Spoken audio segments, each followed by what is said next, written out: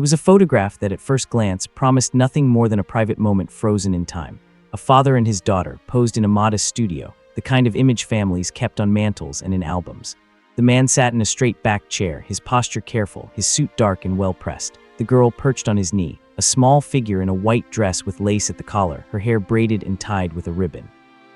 Between them, cradled in the girl's arms, was a doll, an ordinary toy at first sight, cloth body, painted face, a dress that matched the child's in miniature. The studio backdrop suggested a painted garden, a soft illusion of trees and a distant horizon. The light was even and gentle, the exposure crisp. It was the sort of photograph meant to reassure, a family intact and respectable, recorded for posterity. But when the plate reached the hands of an archivist named Miriam Alvarez, the image stopped being simple. Miriam had been cataloging a donation from an old estate in a riverside neighborhood, boxes of glass negatives, brittle paper sleeves, a jumble of portraits and landscapes that had been tucked away for decades. She had handled thousands of plates, and she had learned to look for the small things that made an image speak. The tilt of a head, the placement of a hand, the way a prop was held. On this plate, it was the doll that arrested her, not because it was particularly ornate, but because its dress had been stitched with a tiny, deliberate seam that suggested something hidden. Miriam adjusted the magnifier and leaned in until the doll's painted eyes filled the glass. There, along the hem of the doll's skirt, a faint line of stitching suggested a pocket, too small to be a child's secret, too precise to be accidental. She scanned the negative at high resolution and sent the file to her colleague Jonah, who specialized in provenance research. Jonah opened the image and felt the same prickling curiosity. He had spent years tracing studio marks and ledger entries, following plate numbers through city directories and court filings. He zoomed in on the doll's hem and then on the father's hands. The man's left hand rested protectively on the girl's shoulder. His right hand, however, was not relaxed. His fingers curled around the doll in a way that seemed to guard it, as if he were aware of what it contained.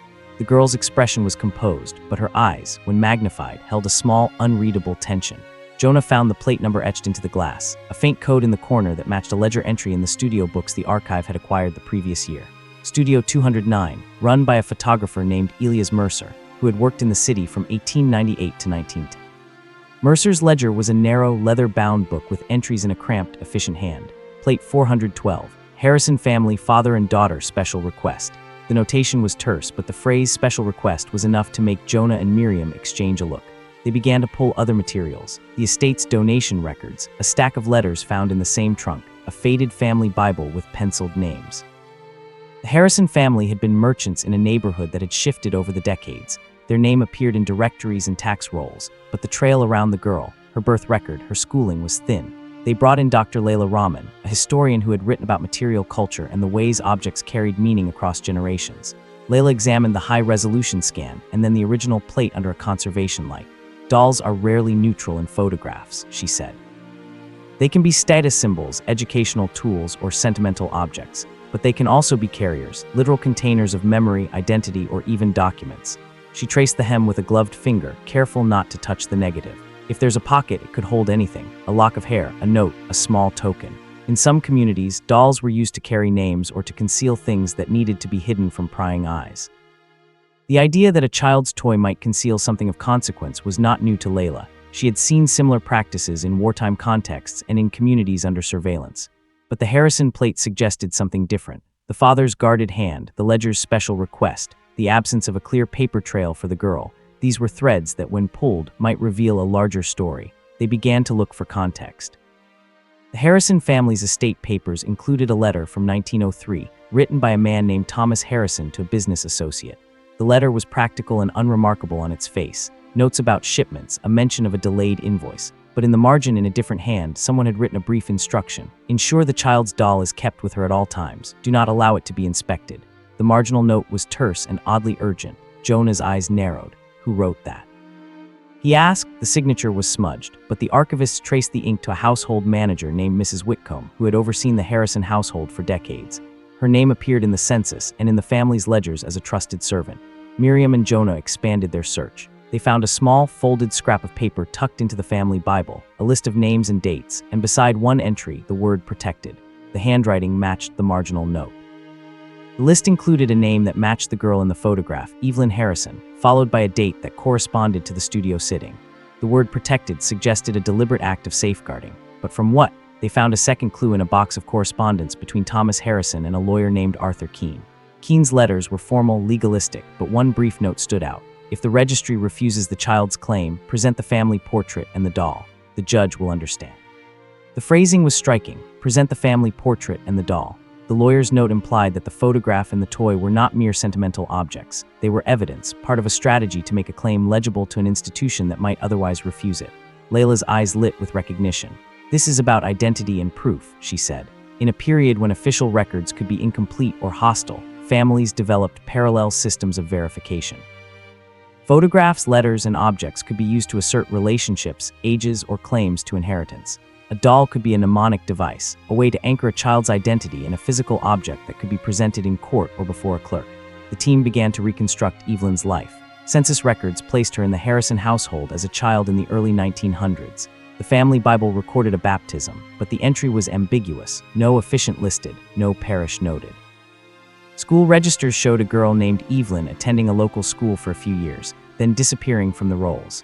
A later probate file revealed a contested will in which a distant relative challenged the legitimacy of a claim to a small parcel of property. The will's language was technical, but the dispute boiled down to a question of lineage: who was entitled to inherit.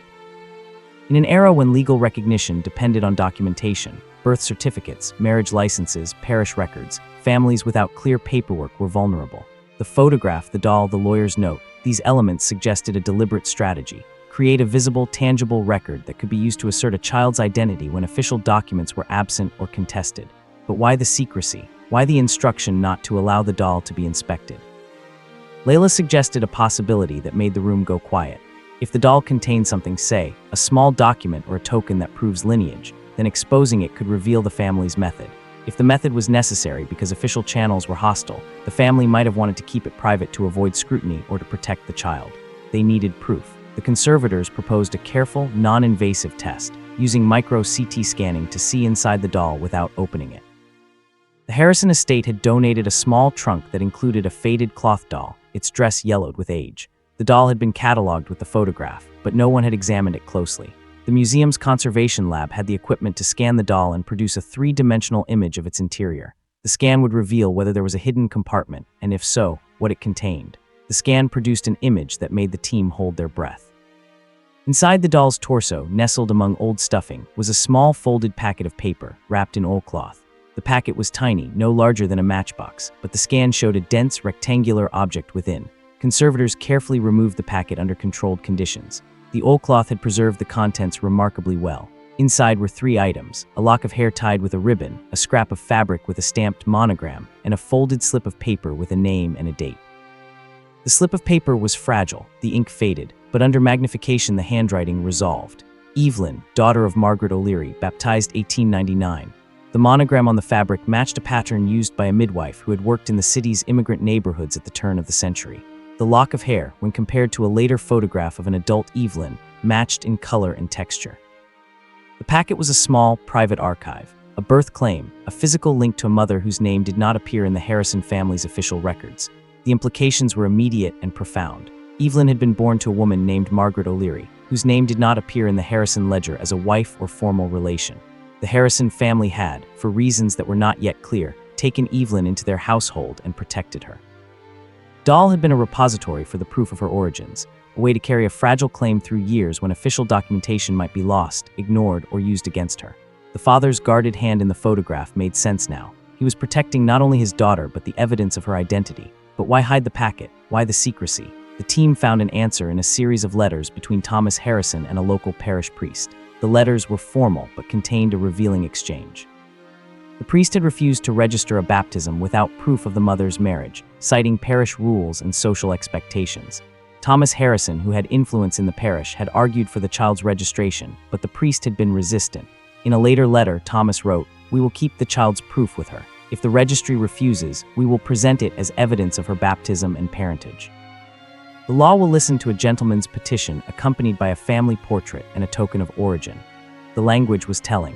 The family had developed a contingency plan for a legal system that might not recognize a child without conventional paperwork. Layla's interpretation deepened. "This is about social standing and legal recognition," she said. "For families on the margins, immigrant families, mixed households, children born out of wedlock, official institutions could be gatekeepers. A portrait and a token could be used to make a claim legible to those institutions. but because the claim challenged social norms, it had to be protected. The doll was a portable archive, a way to carry a claim through the world.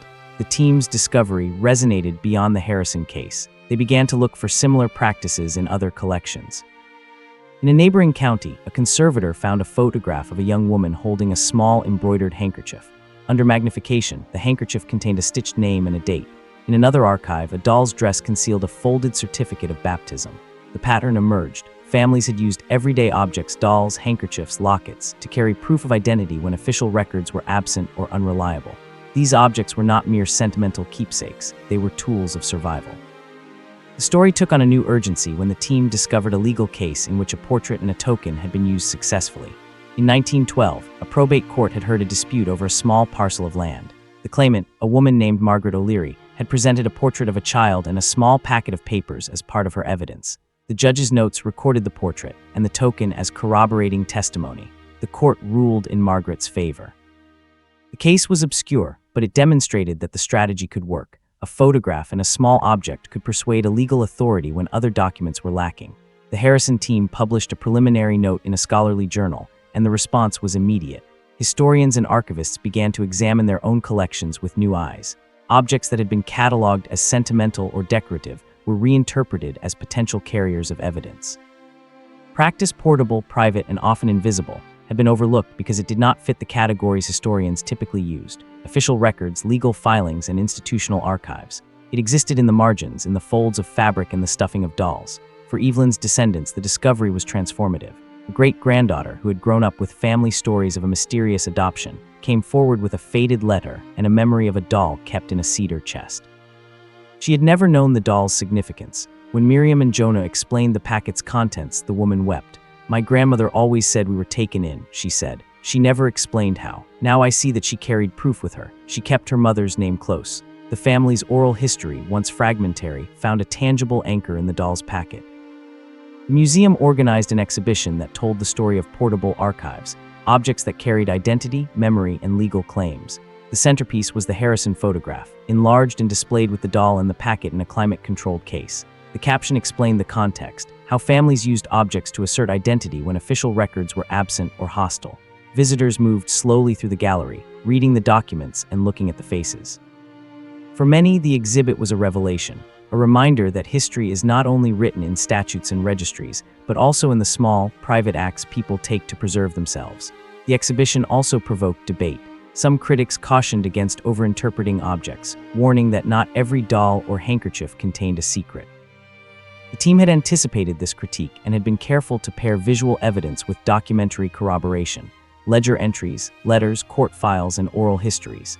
The argument was not that every object was a portable archive, but that the practice existed and had been overlooked. The museum's curators emphasized methodological rigor, non-invasive scans, provenance research, and community consultation. The story of Evelyn and her doll also raised ethical questions about privacy and display. The doll had been a private repository, meant to be kept close. Displaying it in a museum required sensitivity. The curators consulted Evelyn's descendants and invited them to participate in the exhibition's narrative. They included the family's voice in the labels and provided space for reflection. The goal was not to sensationalize, but to honor the object's role in a family's life. As the exhibition traveled to other institutions, the team's methodology spread. Conservators learned to look for seams and pockets. Archivists learned to read marginal notes and ledger entries with new attention. The practice of portable archives became a recognized category in material culture studies. Scholars wrote articles and gave talks. Students learned to read objects as evidence. The discovery reshaped how historians thought about identity, documentation, and the everyday technologies people used to survive. But the story did not end with academic recognition. The team's work had practical consequences. In one case, a woman seeking to correct a century-old error in a family record used a photograph and a small token to reopen a municipal file. The clerk, confronted with the portrait and the packet, agreed to re-examine the case. The correction was small, a name restored to a registry, but for the family it was profound. The photograph and the doll had done what official documents had failed to do. They had made a life legible. The Harrison photograph also prompted reflection on the nature of evidence. In an era that privileges official records, the idea that a child's doll could carry legal weight challenged assumptions about what counts as proof. The team's work suggested that historians and legal authorities alike needed to broaden their understanding of documentation. Objects, oral histories, and private practices could be as consequential as formal registries. For Miriam, Jonah, and Layla, the work was deeply personal. They had spent months tracing threads through fragile paper and brittle negatives, following hints and marginal notes until a small packet of papers revealed a life. The discovery had changed how they looked at photographs. Miriam found herself lingering over family albums in the archive, noticing the way a hand rested on a lap or the way a child held a toy. Jonah began to teach students to read ledgers not as dry lists, but as traces of human decisions. Layla wrote an essay about the ethics of display and the responsibilities of institutions to the families whose objects they stewarded. Years later, Evelyn's great-granddaughter would bring her own granddaughter to the museum. The child stood before the Harrison photograph and pointed at the doll. "That's the one," she said, and then with the matter-of-factness of a child asked, "Did she keep her mother's hair in there?" The older woman nodded, and for a moment the gallery felt like a family room, a place where stories were told and retold, where objects carried memory across generations. The photograph that had once seemed simple, a father and his daughter, a doll in a child's arms, had become a portal into a hidden practice of care and survival. The doll had been a repository of identity, a small archive that traveled with a child through a world that might otherwise refuse to recognize her. The father's guarded hand, the studio's special request, the lawyer's note, all of these were part of a deliberate strategy to protect a life. The discovery did not erase the complexities of the past, it revealed them. It showed how families navigated institutions that could be indifferent or hostile, how they used ordinary objects to make extraordinary claims. In the end, the photograph taught a lesson about attention. It reminded viewers that history often hides in plain sight, in the seams of a doll's dress or the margin of a ledger. It showed that objects can be evidence, that private practices can have public consequences, and that the small acts people take to preserve themselves can ripple across generations. Evelyn's doll had been a secret carrier of a name, a date, a lock of hair, a fragile bundle that made a life legible. When historians learned to look closely enough, they found not only a story of legal ingenuity, but a story of love and protection. A father who guarded a child and the proof of her origins, a family that kept a secret to keep a life whole. The photograph remained on the wall of the museum for years, its enlarged face meeting the eyes of visitors who came to learn. Some saw only a father and daughter. Others, guided by the exhibit's narrative, saw the doll and the packet and the long chain of decisions that had preserved a name. For those who knew the family's story, the image was a testament, proof that ordinary objects can carry extraordinary weight, and that sometimes the smallest things, stitches along a hem, a folded scrap of paper, are the ones that keep us whole.